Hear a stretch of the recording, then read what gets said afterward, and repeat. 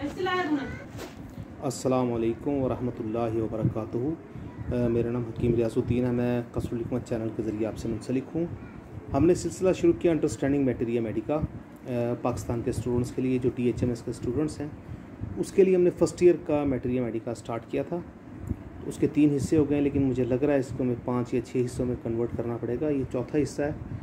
हमने तीसरे हिस्से में बात की थी कि अब जो लेटेस्ट जो रिसर्च हो रही है, जो लेटेस्ट वर्क हो रहा है मटेरिया मेडिका में, वो सोर्सेज के हवाले से हो रहा है।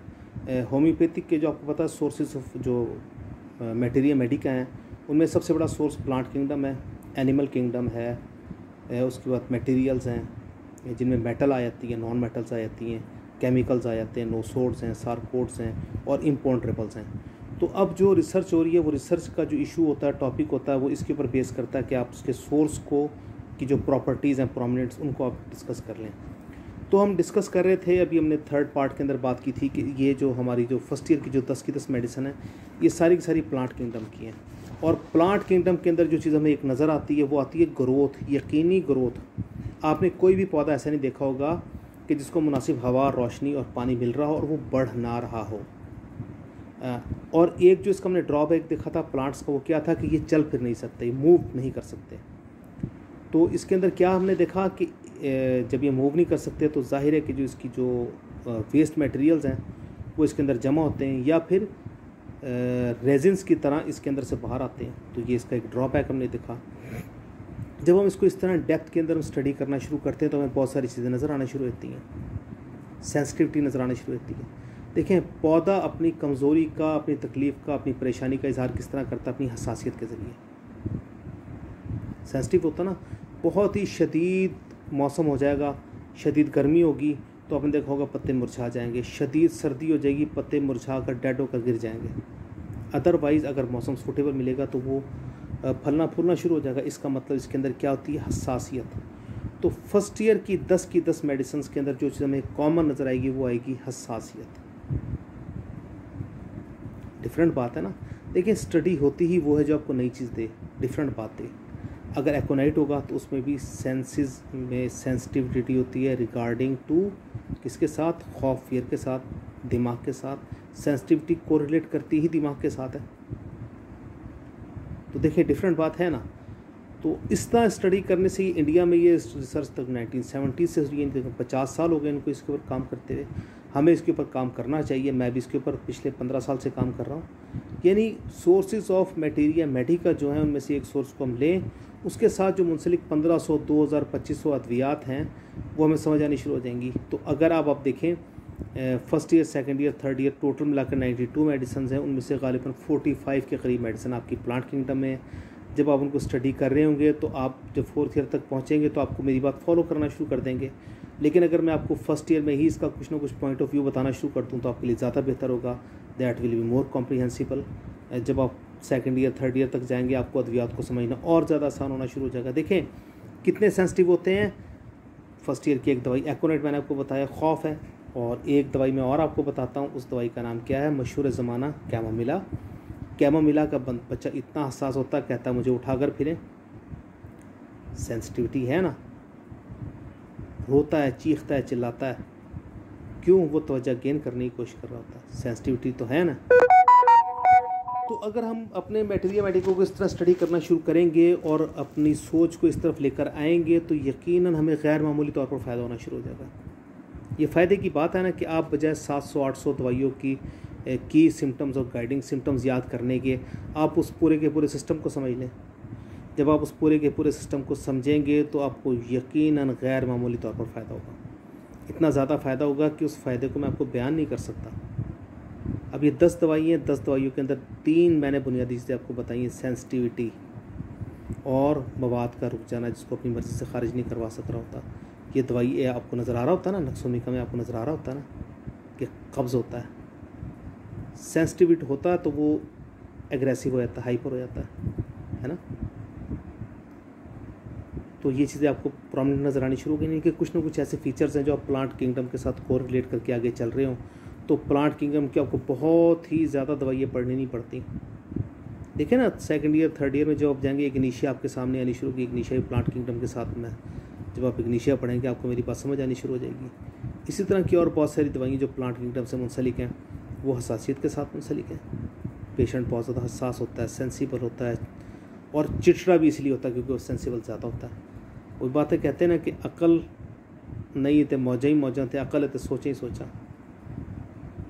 मैच्योर होता है, स्ट्रॉन्ग होता है तो उसके अंदर सोचें भी डेवलप होती हैं, अपने आप को बचाने की तदाबीर भी होती हैं। मैंने एक बात और नोट की है कि जितना आदमी कमज़ोर होता है उतना ज़्यादा वो क्लेवर होता है।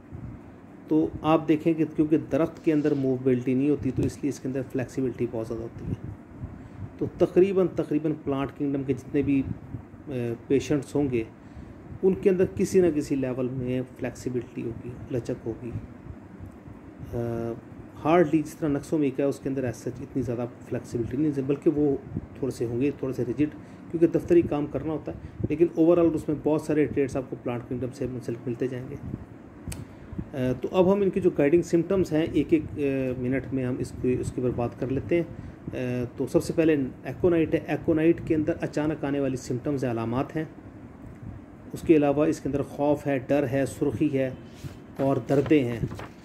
तो ये इसकी गाइडिंग सिम्टम्स हैं। हम इसके ऊपर डिटेल से आगे डिस्कस करते जाएंगे क्योंकि हमने हिसाब लगाया कि हमें थोड़ा सा फर्स्ट ईयर के ऊपर टाइम लगाना पड़ेगा, हमें थोड़ी सी पोस्टें ज़्यादा अपलोड करनी पड़ेंगी ताकि फ़र्स्ट ईयर में आपकी बेस बन जाए और उसके बाद बात बन जाए। तो जब हम फर्स्ट मेडिसिन को हमने देख लेते हैं तो क्या अचानक आने वाली अलामात और खौफ और अचानक होने वाला नज़ला ज़ुकाम, ये इसकी बहुत ही ज़्यादा गाइडिंग सिम्टम है। तो जहनी सुकून की एकोनाइट की अलामत नहीं है, यानी कि अगर जहनी सुकून है तो मेडिसिन आपकी एकोनाइट नहीं है। दूसरी मेडिसिन जो हमारे पास आती है वो आर्निका मोंटाना। आर्निका मोंटाना की जब हम जो बेसिक सिम्टम्स की तरफ आते हैं तो उसकी सबसे जो पहली अलामत है दुखन का एहसास है, यानी ऐसी दुखन ऐसी जैसे चोट लग गई हो, और इसीलिए अगर चोटें लगी हो तो उसके लिए हम सबसे पहले आर्निका का ही इस्तेमाल करवाते हैं। पूरे के पूरे जिस्म में भी ये दुखन हो सकती है और ये असरात लगातार होते हैं। अगर इसमें से अखराजात खारिज होंगे तो बदबूदार। देखें फिर बात अखराजात की आ गई ना, एपिकॉक के अखराजात, एपिकॉक प्रेस्क्राइब करते हैं, अपने अखराजात को लाजमी देखना है। Third medicine ipecac. Ipecac again एक प्लांट किंगडम की मेडिसिन है। एपिकॉक के अंदर क्या होता है, मतली, यानी एक ऐसी उल्टी का एहसास जो आपको आने के बावजूद भी मुकम्मल तौर पर मवाद को खारिज नहीं कर रही। ठीक है, खुलकर कभी भी नहीं आती, तकालीफ होगी, परेशानी होगी, जो भी होगी इसके अंदर आपको मतली का एहसास लाजमी होगा।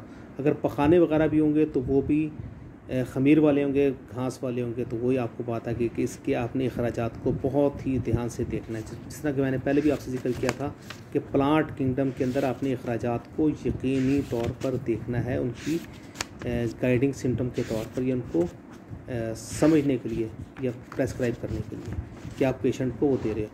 बेलाडोना के अंदर डेलोरियम है, वहम भी हसासियत ही होती है ना, आपकी सेंसिटिविटी बढ़ी होती है। ठीक है, इसकी हर वक्त इसकी तस्वीर हमारे ध्यान में रहनी चाहिए क्योंकि तकरीबन हर मर्ज़ के अंदर ये इस्तेमाल हो जाती है पुरखून लोगों के लिए। लेकिन जो बेलाडोना के लिए गाइडिंग सिम्टम है किसी और दवाई के मुकाबले में वो है इसकी सुर्खी। वो आँखों में भी होती है, सर में भी होती है, हर जगह भी होती है।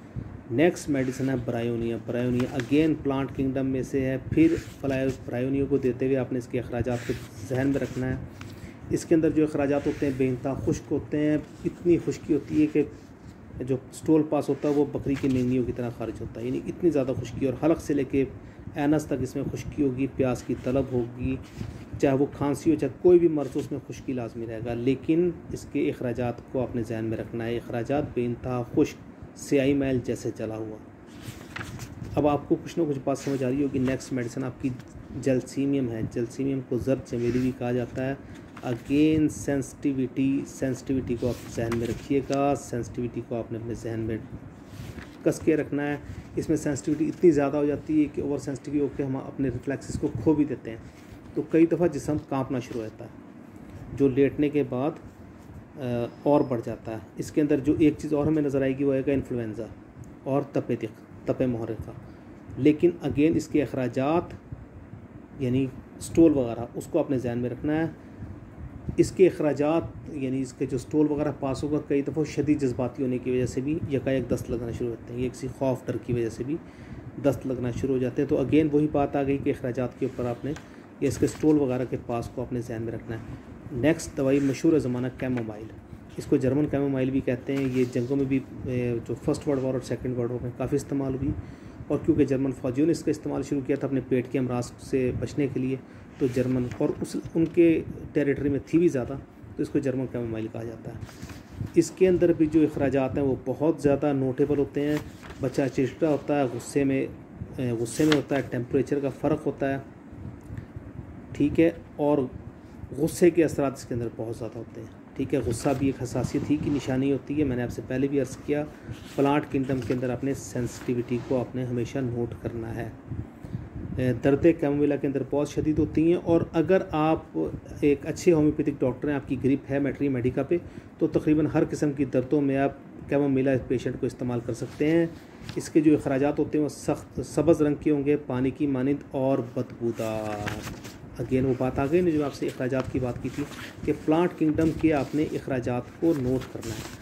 नेक्स्ट मेडिसिन है नक्सोमिका। नक्सोमिका का पेशेंट हसास होता है, लेकिन साथ ही गुस्से का तेज़ होता है, दफ्तरों में काम करने वाला पेशेंट होता है, और अक्सर औक़ात ये पेशेंट शदीद कॉन्स्टिपेशन का शिकार होता है। तो बात फिर वहीं अखराजात के ऊपर आ गई, यानी कि जिस्म से खारिज होने वाली रतूबात। और क्योंकि हसास होता है तो इसलिए मामूली शोर से कई दफ़ा डर भी जाता है, बदहज़मी का एहसास होता है, बोझ होता है, ठीक है।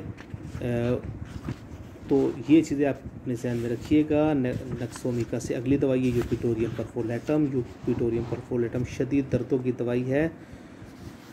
आर्निका की तरह इसकी दर्दें होती हैं, लेकिन इसमें ऐसे दर्दें होती हैं जैसे किसी ने मारा पीटा हो, और सफरावी कड़वी कै भी आ सकती है। इसमें गला बैठा होता है, हड्डी तोड़ बुखार की अलामतें होती हैं। अगली दवाई यूफ्रेजिया है। यूफ्रेजिया के अंदर आँखों से पानी आता है, पानी सादा होता है।